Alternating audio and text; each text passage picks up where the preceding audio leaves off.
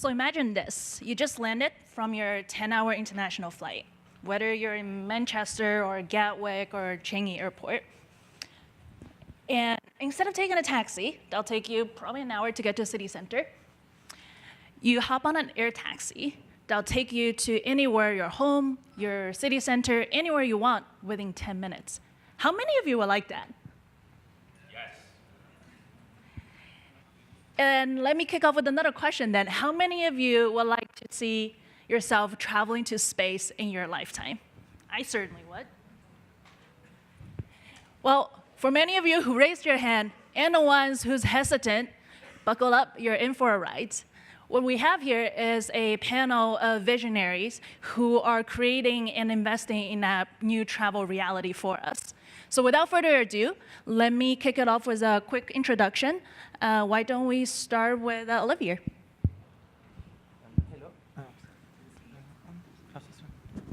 So hello, my name is Olivier Lelanne.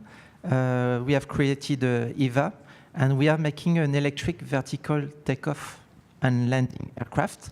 So it's compact. That's the main difference with any other competitor. We can take off literally from the parking lot. And from here, you are 5 minutes away from Union Square. Or if you want to go shopping in Santa Monica on the 3rd Street, you are just 55 minutes away. So this is a new reality which is coming very fast. Our aircraft is developed in Toulouse.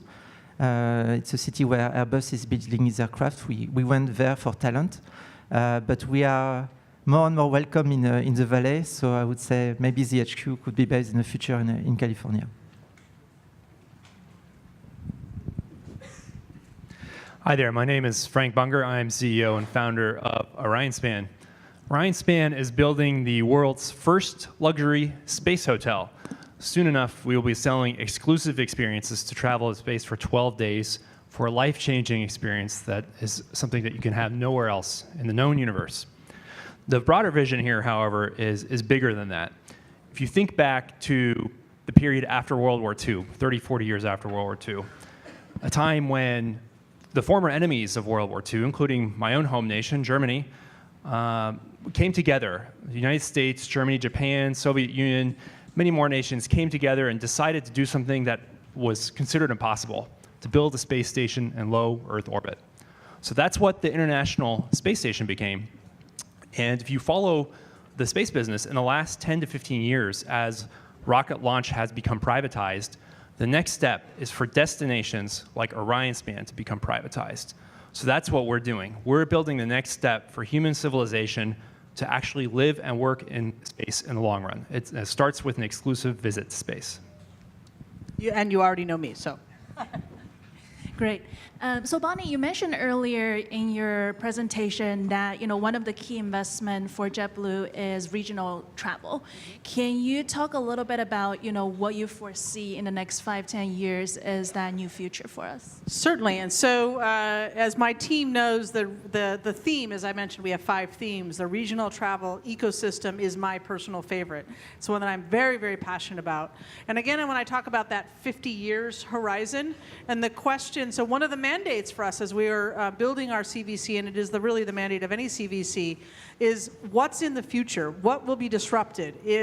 What is the equivalent of Airbnb to the hotel industry or Uber to the car industry? What is that equivalent of that in the airline industry? Will airlines still exist in 50 years? So our thesis is that yes, you will still go to San Francisco to get on a airline, hopefully JetBlue to fly a distance. We believe it will be long-haul travel. So we believe you will go to San Francisco to fly to London, to New York. But when you're talking 1,000 miles and less, it's a little bit different. The technologies for the longer haul, there will be some change in that. There might be galactic flight. I don't think it'll be mainstream. I'm really looking forward to yours, but not necessarily mainstream. There may be supersonic flight as well. But in terms of the mainstream traveler, what will disrupt, we believe it's in the regional. Because quite frankly, regional airlines in particular, that whole model is broken. You go to the airport, you take an hour to get through security, to get on a plane that's really little, that's kind of noisy, and for a 30-minute flight, and then you're landing somewhere, it's just like, you've got to think of it differently. And so for us, when we think about, there are 5,000 airports in the US, only 160 of them have commercial travel, and it's getting less and less. It's becoming more and more concentrated. There are, of those airports, those small airports like where our headquarters are, there are thousands and thousands and thousands of aircraft that are underutilized, only 1 hour a day. And airlines use their aircraft 11 hours a day. There are a lot of pilots, even with a pilot shortage, that are sitting because they're corporate jets. These are very underutilized. So we believe that there's a marketplace model. That's one area. We believe also the reason that short-haul travel has not been is not cost-effective in the airline space is because of the engines. The engines, or the propulsion system, if you will. It's very expensive to operate with gas and combustion engines. And so if we take what Tesla has done, if you will, in the auto industry, I have a Tesla, I've had it for 4 years. I don't bring it into to be fixed because it's never broken, and I don't need gas. So it's the same thing. So electric propulsion, and then, so fixed wing electric propulsion, we have an investment in that space, as well as electric vertical takeoff and landing. When we started looking into this space about 3 years ago, there were about 20 players. There's now, I want to say, 130 or more. All the big companies are getting involved, and we do believe, we absolutely positively believe, that in 5 years there will be certified aircraft for commercial travel that you take off vertically and you fly horizontally. For us, we're an investor in Joby. We think they're the one, we're betting on them, but EVA's got another good Raypon's concept. There's a lot of really good players. This will happen. I'm also hoping yours does. And Olivier, do you have anything to add to the regional travel? I think we are very much aligned. There will be, instead of, I was mentioning going to Santa Monica. Well, if you go to the airport with traffic jam and you go through the airport and you fly, and again you have the 4 or 5, I guess, in LA to go to Santa Monica, it takes 5 hours from point A to point B. So obviously, for a person to travel in less than an hour is making a huge difference. It's going to make a huge difference for business. We have, for instance, corporate customers in Asia, and when people fly to take some vacation in Indonesia or Thailand, they don't want to have 1 hour of taxi drive to go to their hotel. They want to go there in 5 minutes. So we are going to go to more autonomous flight also. This is what we believe. We have meetings this week on AI side because, well, it's reducing the cost of travel to a cost which is less than basically $1 per kilometer. The batteries, progress in batteries will make this cost will go even more down. So the operating cost is going to go down, and the joy of traveling is going to increase, because so far I don't think we enjoy being in traffic, stuck for 1 hour. So we bring a solution so that travel is enjoyable again. Great. So now we've covered short haul. Long haul is, okay, kind of boring, but let's skip to the long distance then. Tell us more about space, Frank. In your, when and how are we going to be ready for travel to space? Sure thing. Well, I think it might seem like it's far off, but it's actually, the time is at hand. Virgin Galactic is probably within a month or two of sending people on suborbital flights. Blue Origin is also not far away. So even they're behind schedule at this point, within a year, there are going to be people doing flights to or near orbit routinely. So that time is now. And it seems crazy, but it's coming. And I've spoken with those people, and it's very, very exciting. So the next step is then to have launch to orbit for private individuals. And that's also not far away, because SpaceX is extremely close to testing their commercial crew module intended to deliver passengers to the ISS, but it can go anywhere, obviously. Blue Origin also will be doing that in the future, and there are a bunch of other players coming online doing the same thing. So to me, this is all about, like the Wayne Gretzky quote, skating to where the puck is going. Within 2 years, there will be commercial access to orbit, high altitude orbit. So we're talking about above 100 miles, not just suborbital flights, and it's going to become safe and routine. Within 5 years, there's more and more capacity. There's more and more flights. People start to feel more comfortable with it. So, what I've experienced is that it's hard for people to imagine that things could be different. And the Airbnb example is a great one because, it seems crazy, but now it's routine. So it's the same thing. Life and technology changes and moves forward. It's just all about catching those trends and those waves. I'm going to give a little bit of a shout out for Frank. As I mentioned, at JetBlue Technology Ventures, we go to a lot of different pitch competitions, and we like to start following startups very, very early on. And I went to a pitch competition, I want to say it was about 2 months ago. You didn't even know I was there. In the audience, about like this, and it was from a VC firm called Pear Ventures, which invests in really early, like the first money in for some Stanford grads, and they're from Stanford. And space is not in our scope, so it's out. It falls out. So this is more of, I'm a fan club here. Frank got up and gave a pitch, and I said, if I were an investor in space, I absolutely will be reaching out to Frank. So although you don't get to pitch today, I'm doing some of that pitch for you. If any of you are interested in space, I highly encourage you to see what they're doing and hear his pitch. Out of all the entrepreneurs there, I was most impressed. So. Speaking of pitching crazy ideas, all of you have been very successful at convincing either your partners or investors. Some of those we might think of unimaginable projects. So can you share a story with us on how you were able to have those conversations and any lesson learned from those? Sure, I'll go first. So for us, Pear Ventures was indeed one of the first money, and we're also participants in the Berkeley Skydeck program. I'm a Berkeley alum myself.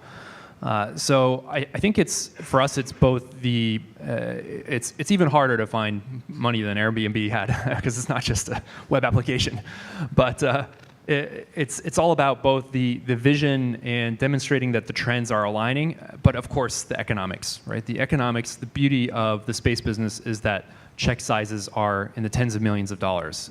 It is an expensive endeavor today.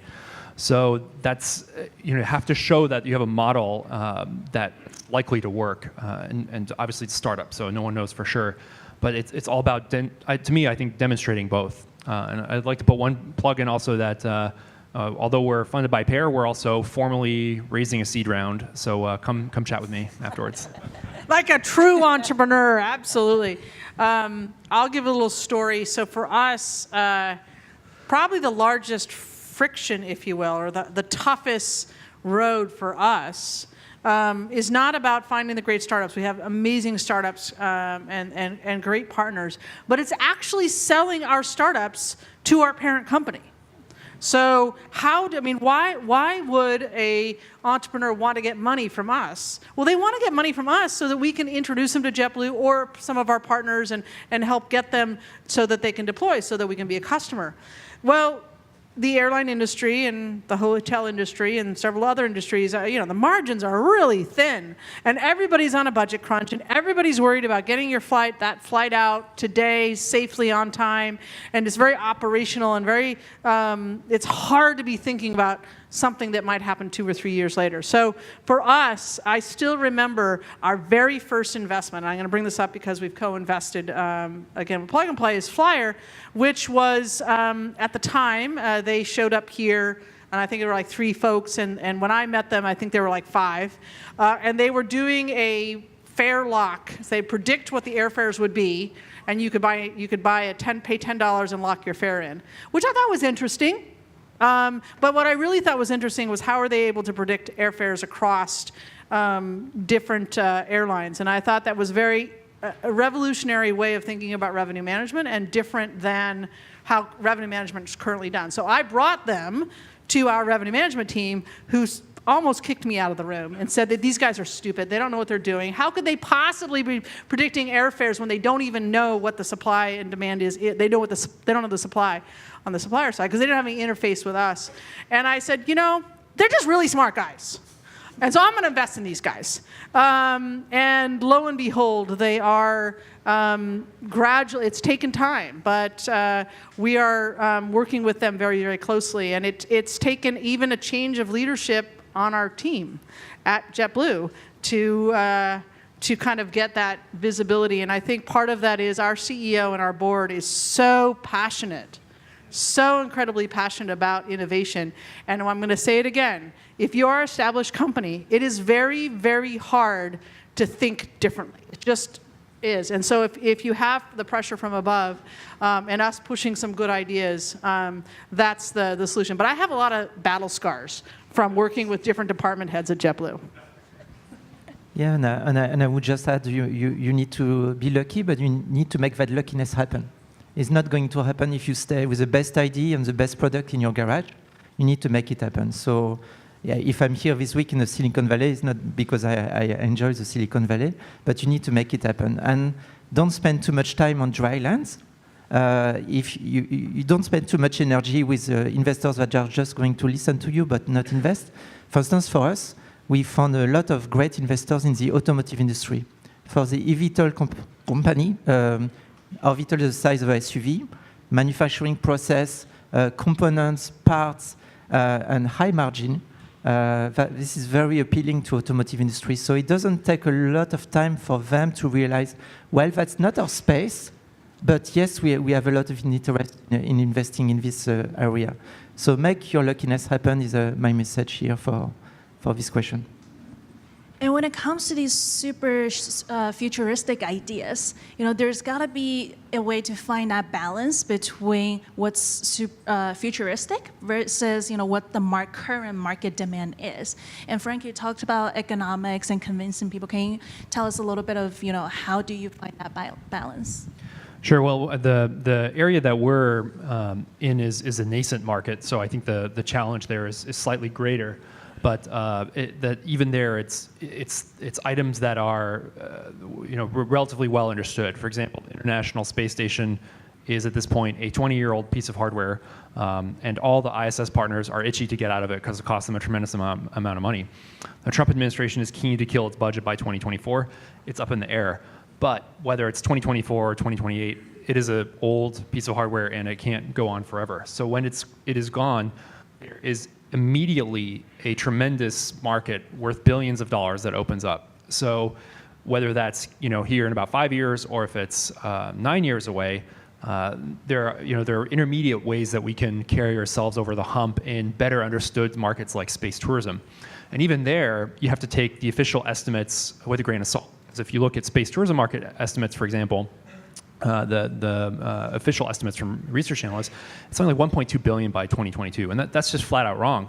And there's one guy who made that wrong. It's the guy who paid Elon Musk hundreds of millions of dollars for a trip around Mars. So, I think you have to understand your space and your market, and in our case, our market is very spiky and is defined by a small number of extremely wealthy individuals who can outsize and single-handedly drive that market. And Bonnie, from investor perspective, do you have anything to add in terms of how do you evaluate those type of market opportunities? Sure. So for us, we do have to straddle this balance. We are funded by JetBlue, and so I have to be very, very mindful. I can't spend all of our investment money on eVTOLs or electric vehicles and stuff. I do need to find where that balance is. So we've actually very structured around it. About 40% of our investments and our partnerships are with startups that are relevant to JetBlue now or in the next 18 months. So I call this keep mothership happy and the CFO happy bucket. And this is where I think companies like Gladly and such, where we're deploying with JetBlue and we're reducing cost, increasing revenue, enhancing safety, or improving customer service. Those are 4 metrics that the airline measures every single day or every month. And so 40% of our portfolio is geared towards that. 60%, which is where I say is this is where the disruption piece is for companies that are 50% is from 2 to 5 years, and 10% is really that 7 to 10 years out. So that's how we try to be ambidextrous, if you will.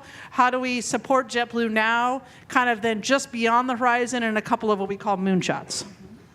And Olivier, from your experience of talking to investors and also convincing other partners, what are your strategy or advice you have on striking that balance? The strategy, honestly, is you don't want to lose your focus. You don't want to ring at every door and send 1,000 applications and saying out of 1,000 I will have one. So you really need to be focused. And it's a win-win strategy. I mean, we don't see investors as purely investors. We see them, sometimes they bring ideas. We had real estate investors coming to us and saying, well, I'm going to buy land behind this hill where nobody buys land there because it's too far in terms of time. And they buy land there. They will make real estate. And they put VTOL where people who buy the apartment will have this service to go downtown. So it's a collaboration. It's about innovation. So our strategy is more collaborative and purely speaking, carpet sending a lot of emails or website or pitch to a lot of investors. We'd rather focus. And talking about collaboration, that's what we're all about here at Plug and Play. I would love to hear a little bit from each of you. Do you have any advice for the audience here? How to, from the corporate side, what's any advice from, especially investor side from Bonnie? What's the best way to collaborate with early stage company, as well as from the entrepreneur side, what are some of the lessons learned you had with collaboration? Sure. So for us, I'll actually talk about collaboration corporate to corporate first. And I think that's really, really important. There's starting to be emerging a trend within the corporate space where we all are helping each other out. Now, I will say my direct competitors in the airline space, not as much. But if you're just outside of that direct competitors. So we're building out an ecosystem because startups come to us and maybe they can't deploy with just JetBlue because of our budget. Maybe with Air New Zealand is a partner of ours, and so building out and co-investing as well. So we've co-invested with Intel and Boeing and Verizon and Comcast. So there's this ecosystem. So often we'll have a startup come to us and it may be out of scope for us, but I really like the startup, so I'll tell that other CVC. In fact, I just told Frank that I had dinner with the head of Boeing's Horizon X the other day, and I told him about OrionSpan. Who knows if Boeing will reach out to you, but they got a referral from you, right? So we work together. So this is very much a collegial, and this is really what Amir and Saeed and Jordan are doing, is building this sort of collegial group where we all work together. Now, with respect to working with the startups, I kind of see our role is interpreter and translator, because the corporate back at our headquarters, we call it a support center, they don't know or understand the startup world and ecosystem. And the entrepreneurs may not really understand how corporates work. So our role is to play interpreter and to find the right time and the right person. And usually the entrepreneurs are really, really itchy and trying to, they want to engage with JetBlue sooner than JetBlue might be ready. We've had a few that have kind of tried to go around us, and that doesn't work out so well. So we help and find just the right time to introduce, because JetBlue's got 33 different departments. Which department? JetBlue's an airline, and an entrepreneur might say, "Oh, I want to partner with JetBlue," but who do you actually talk to? It's not the CEO. They're not going to answer the email because there's so many emails. So it's like which department head and when is key. Maybe on this one, so I think for the startup, it's very important to understand the strategy of the corporate investor and what are the problems they might face now or in the future, so that you can address with the best solution. We had a customer in Paris, it's called RATP, they make the public transportation in Paris, like metro, bus. And this market is going to be opened by EU rules, so they need to open to private companies. So they are going to lose a few bus lines, and they are worried about this. So how do you address this concern is that you bring another way to operate mobility with a 3D mobility. You make workshops with them, even with some of their employees, and you convey a message that there is another possibility to make this company flourish. They even came, that's the employee's idea that I really like. They want to make a Chinese tourist in Paris fly above the ring that is surrounding Paris, so that they have a 360 views of Paris, and it's not our idea. So it's very important to put yourself in the corporate company shoes. It's very important for a startup. So we're almost out of time. I have one more question for all of you. If there's one thing that we as the travel community can help enable future moonshot ideas, what would it be? I think, and again, I'm going to get to this where we're a family. we're all a family here in this room, and you know, wherever your priorities are, they may not be aligned necessarily with a particular moonshot. But when you do see someone or you see a startup that you think could be the future, you know, if you can't help them, find somebody who can, so that down the road we collectively can help move things forward. I just had someone send me an electric motorcycle idea, and that's out of scope for us, but I referred that to a friend who's an angel investor, and they're already talking and moving along. So this is just really important to help each other out. That's my message. I think I would echo Bonnie's point as well, because I think the key is for the entrepreneurs is also helping each other, because obviously as an entrepreneur, you're always living on the edge of a knife. So you know, like the quote, right? Stray but a little, and the world will go to ruin. I think it's a quote from J.R.R. Tolkien. But the key is, if an entrepreneur needs help and you know someone who can help them, introduce them, right? Why not? I never hesitate to introduce people to my contacts.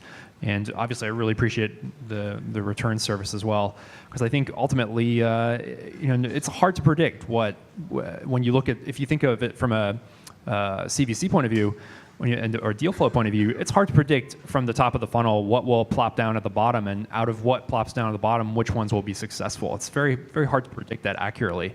So I think casting a wide net and attempting to, you know, help people within reason as much as possible is a critical piece. I think yeah, to echo what has been said, when I was 19 years old, I left France and I went to Berlin, and there was an event happening there at that time in 1999, and I went to break the Berlin Wall.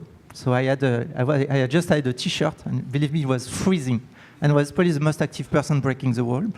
And actually, what we need in this community, we don't necessarily need you to put everything 20 million or whatever we ask, but we need you to provide this hammer that is going to break this wall and makes a very far idea or moonshot become closer to reality.